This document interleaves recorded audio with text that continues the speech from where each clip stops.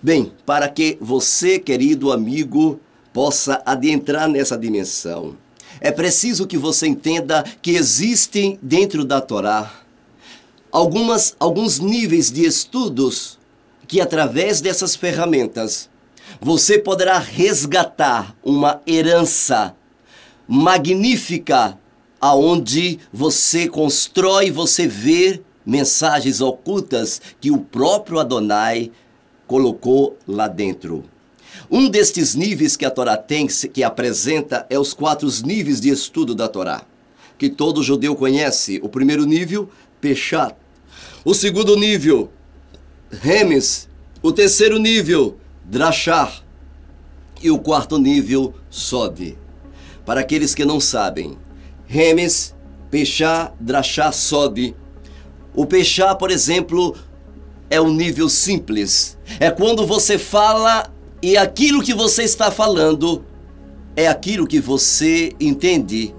É exatamente o nível simples. É o estudo direto, é um estudo exatamente que mostra quem é quem, o que é que está se falando. É como se uma criança ouvisse uma história e perguntasse à mamãe: o que você entendeu, nenê? E a criança, então, mamãe, eu entendi assim, assim, de acordo com a mãe falando. Bem, queridos ouvintes, nós temos o Peshat em todas as escrituras sagradas em relação ao Mashiach. Um deles está exatamente em Eshayahu 53, em Zacarias 12:10, que logo adiante nós vamos passar para vocês. Porém, eu gostaria de dar ênfase que o Remes significa parábolas, hipérboles, comparações, figuras. É um nível figurativo de compreender uma determinadas mensagens. Por exemplo, o Mashiach, ele usava muito Remes, essas figuras, parábolas, hipérboles, para comparar certas verdades que ele queria transmitir. Nós temos aqui um exemplo técnico disso em Bereshit 3, versículo 15, quando diz: e porém inimizade entre ti e a mulher, entre a tua semente e a sua semente, e esta te ferirá a cabeça e tu lhe ferirás o calcanhar. Aqui está um remes, uma comparação, uma atribuição ao ungido que viria. Isto implica que da descendência da mulher viria alguém que esmagaria a cabeça da serpente. Aqui está o primeiro traço da descrição do Mashiach em parábolas, como o remes. Nós temos um outro exemplo em Atos 7, 36 e 37, cita a Torá descrevendo o Mashiach como Moshe. Ali diz, no versículo 36, foi este que os conduziu para fora, fazendo prodígios e sinais na terra do Egito e no mar de juncos, não foi em Mar Vermelho não, mar de juncos, e no deserto por 40 anos. E lá no 37 diz, este é aquele que Moshe que disse aos filhos de Israel, o Hashem Yahu, nosso Elohim, vos levantará dentre vossos irmãos um Navi como eu, e a eles ouvireis. Veja, quem era Moshe? Moshe era um ungido do Eterno, era um tipo de Mashiach. O Mashiach libertador. Libertar de quê? Da opressão, da angústia de uma escravidão que torturava as almas, as vidas que ali estavam no Egito. Outra situação citada acima, descrita pela Torá, é o Mashiach ben Yosef, que o Eterno levantou como libertação do seu povo. Ou seja, sempre o Mashiach está ligado com o termo de libertação. Nós temos um tempo de vários períodos dentro da palavra do Eterno, dos Ketuvim, dos Naviins e da Torá, onde o Eterno levantou um tipo de Mashiach que ajudou a libertar o seu povo. Um deles era Noé, quando o Eterno levantou Noé para libertar o seu povo, trazê-los aqueles que queriam para proteção contra uma grande destruição que viria. Bem, este processo de libertação era descrito constantemente no livro de Vaikra. O Eterno então deu um modelo para Moshe e mostrou uma libertação que estava em um nível pior de todos os tipos de níveis, que era a libertação de uma coisa espiritual, de uma coisa que está na entranha do homem, e se chama transgressão da Torá, que em português você fala pecado. O que é pecado? Ratã significa a transgressão da Torá. Você se afastar do eterno, você transgrediu 613 mandamentos positivos, você transgrediu 613 mandamentos negativos da Torá, você então está em transgressão, em pecado. Exatamente, o Eterno então criou um sistema de libertação, um sistema pelo qual o pecado seria perdoado, pelo qual o pecado seria aniquilado diante dos seus olhos. Então ele criou um sistema através da matança de animais. Ele pedia um cordeiro sem mancha, sem mácula. E esse cordeiro era exatamente um símbolo da sua libertação. Uma das coisas que aconteceu naquela noite em que o povo de Israel saiu do Egito. Na matança do cordeiro, eles pegavam o sangue do cordeiro e colocavam na parte superior da porta. Aquele sangue do cordeiro era um símbolo de libertação. Ali estava um remes, um tremendo remes neste contexto. Nós podemos ver, prezados telespectadores, que era naquele dia, do grande dia do Yom Kippur, 2 bodes, 2 cordeiros, era trazido diante do sumo sacerdote. Um daqueles cordeiros que os levitas trazia era exatamente o cordeiro expiatório, que era conhecido em hebraico como o cordeiro Kippurim, o cordeiro da expiação, que morreria quem seria expiado. Era feita uma sorte, que era lançada uma sorte sobre eles. O outro cordeiro era chamado de Azazel. Azazel, também o nome de um dos demônios, o nome de um dos melahins que tiveram relação sexual com seres humanos antes do dilúvio e nasceram deles os nefilins.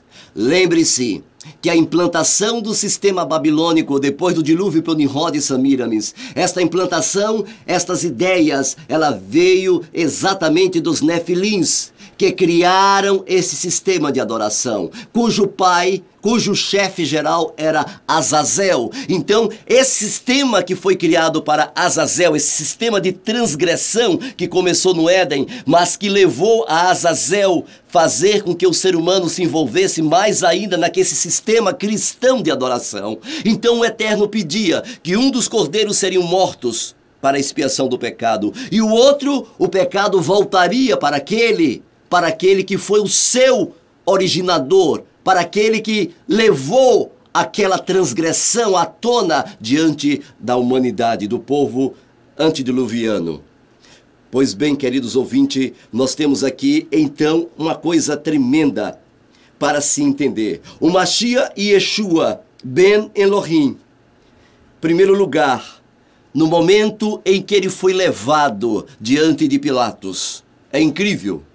Naquele momento estava ali 2 Yeshua. Por incrível que pareça, a prefiguração de Vaikra era tão forte, tão poderosa, que até nos símbolos não era Jesus que estava ali, eram 2 Yeshua. Você poderá estar questionando quem eram esses 2 Yeshua. O primeiro era Yeshua ben Elohim e o outro era Yeshua Barrabá. Sim, prezados ouvintes, um era o cordeiro sem mancha e o outro era ladrão e salteador. Era o símbolo de Azazel, o seu caráter. Saiba que o nome de Barrabás era Yeshua também. Era comum este nome em Israel naqueles dias.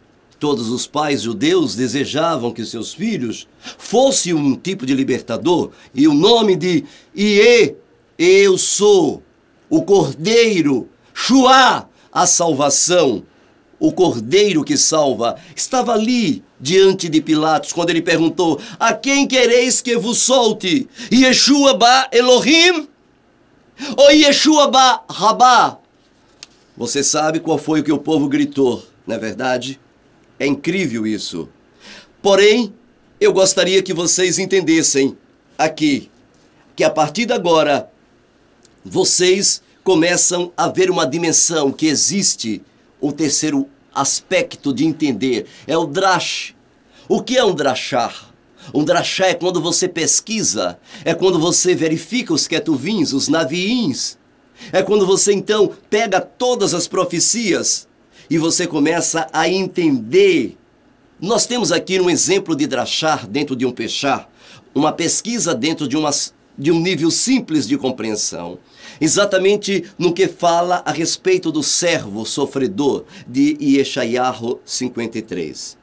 Os judeus ortodoxos, por sua vez, prezados telespectadores, eles dizem: não, mas Yeshayahu 53 quer se referir ao povo de Israel. Aqui se refere ao povo de Israel propriamente dito.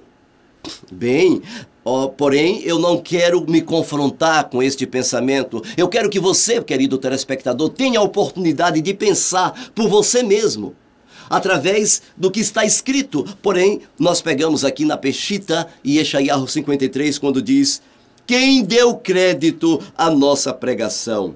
E a quem se manifestou o braço do Yehoá Adonai? Porque foi subindo como renovo perante ele, como raiz de uma terra seca. Não tinha beleza nem formosura. Olhando nós para ele, não havia boa aparência, nem para que o desejássemos. Era desprezado e o mais rejeitado entre os homens. Homens de dores, e experimentado nos trabalhos. E como de um de que os homens escondiam o rosto, era desprezado e não fizemos dele caso algum. Verdadeiramente ele tomou sobre si as nossas enfermidades, e as nossas dores levou sobre si. Nós o reputávamos como filho de ferido de Elohim e oprimido, mas ele foi ferido por causa das nossas transgressões e moído por causa das nossas iniquidades. O castigo que nos traz a Shalom estava sobre ele, e pelas suas pisaduras fomos sarados. Todos nós andávamos desgarrados como ovelha, cada um se desviava pelo seu caminho, mas o Yehoá Adonai fez cair sobre ele a transgressão de todos nós. Ele foi oprimido e afligido, mas não abriu a sua boca. Como cordeiro foi levado ao matadouro, e como ovelha muda perante os seus tosqueadores, e não abriu sua boca. Da opressão e do juízo foi tirado, e quem contará o tempo da sua vinda? Porque foi cortado da terra dos viventes, pela transgressão do meu povo foi ele atingido. Ora, então aqui está se referindo ao povo de Israel? Se aqui já está dizendo: pela transgressão do meu povo foi ele atingido.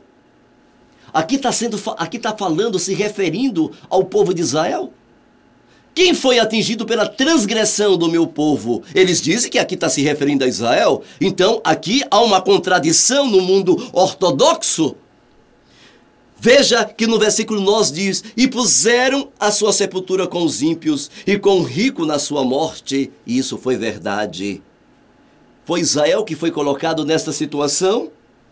Ainda que nunca cometeu injustiça nem houve engano na sua boca, todavia o Yehoá Adonai agradou Moeiro, fazendo enfermar. Quando a sua nefesh se puser pela expiação pelo pecado, verá sua posteridade, prolongará seus dias, e por prazer o bom do Yehoá Adonai prosperará em suas mãos. Ele verá o fruto do trabalho de sua nefesh e ficará satisfeito com seu conhecimento. Meu servo Sadik, o justo, justificará a muitos, porque a transgressão deles levará sobre si. Quem é que está levando a transgressão aqui sobre si? É o povo de Israel que leva a transgressão do mundo sobre si? Como Israel levaria a transgressão de si mesma, de si mesmo? Isso é para que você pense, analise, comece a pensar.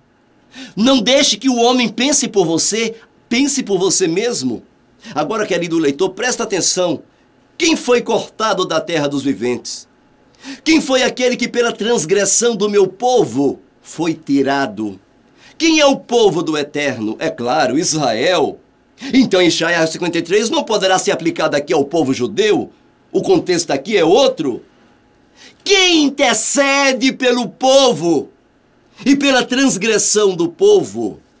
Bem, aqui no nível drachar com pechar, você então começa a entender que o propósito da vinda do Mashiach, de maneira nenhuma, seria na sua primeira vinda para trazer paz. O primeiro nível para a libertação do homem seria morrer pelo seu pecado.